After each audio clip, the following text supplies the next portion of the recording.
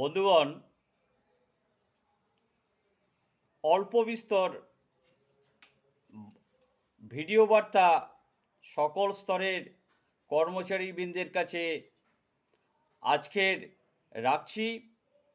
আপনারা জানেন যে ডিএ মামলা করতে হয়েছিল 60-70 বছরে পশ্চিমবঙ্গ রাজ্য সরকারি কর্মচারীরা প্রাপ্য দিন থেকে তাদের ডিএ আদায় করতে পারেনি বলে 16 সালে মামলা রুজু করেছিলাম স্যাটে। প্রথমবার স্যাটে রায় হয়েছিল কর্মচারীদের বিরুদ্ধে। সঙ্গে সঙ্গে আমরা কর্মচারী সংগঠন দুটি যারা মামলা করেছিলাম, কনফেডারেশন এবং ইউনিটি ফোরাম, তারা সঙ্গে সঙ্গে আমরা হাইকোর্টে গিয়েছিলাম। হাইকোর্টে 31/8/2018 ঐতিহাসিক রায় হয়েছিল, রিমান্ড করেছিল স্যাটে।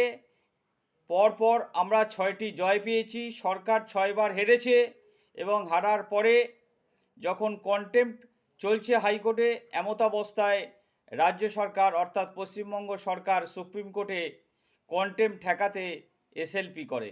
সেই এসএলপি চলছে প্রায় 2.5-3 বছর।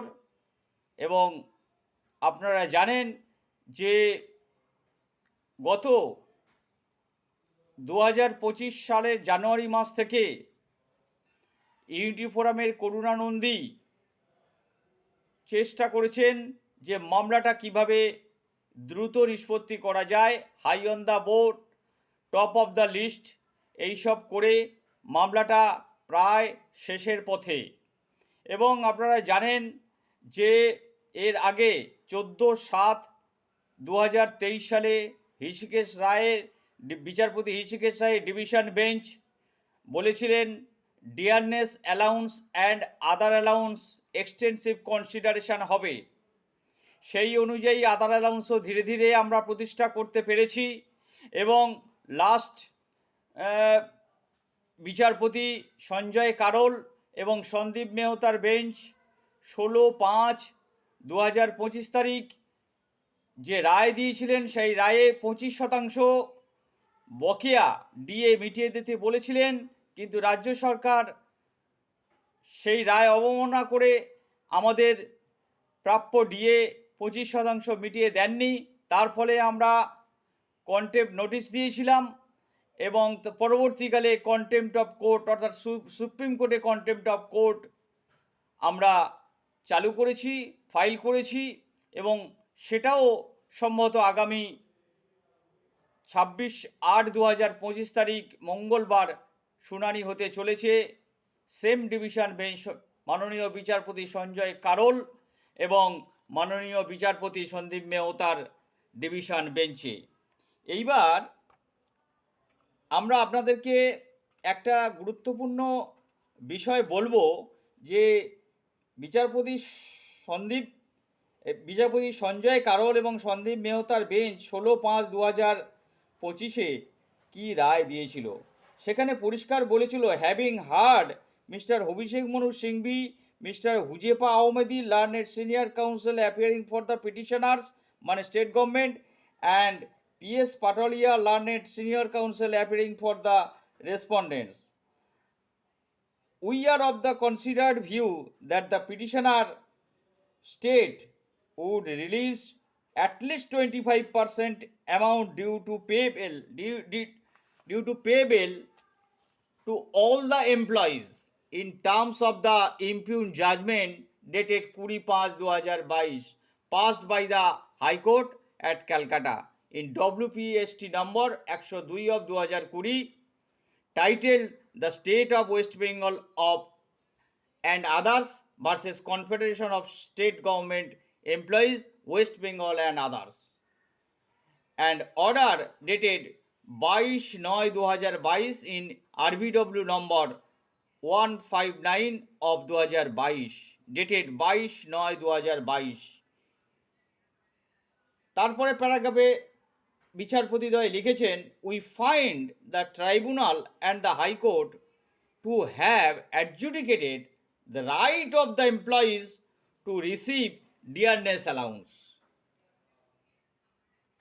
The paucity of funds is the ground which stand negated both by the tribunal and the High Court, whether or not the right to receive dearness allowance is a fundamental right is an issue amongst others. This court is called upon the to consider.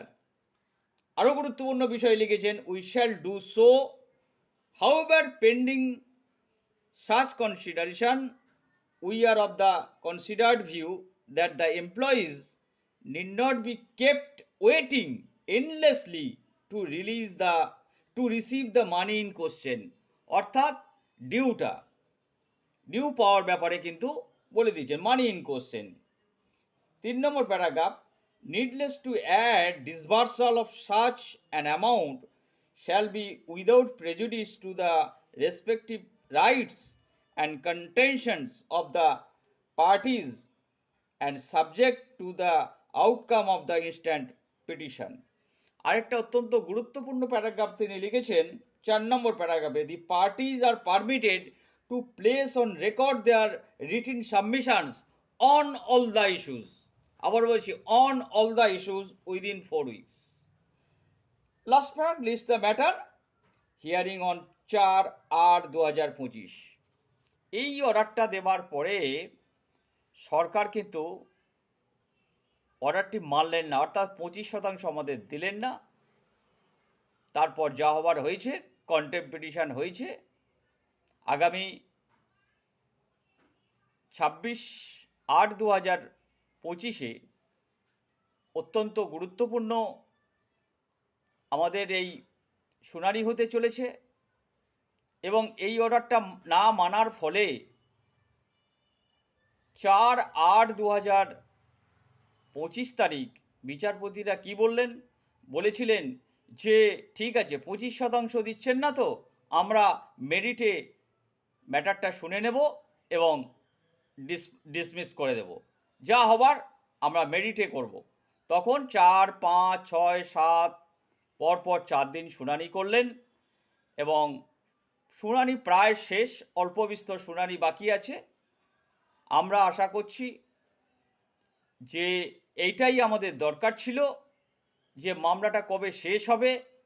মামলাটার result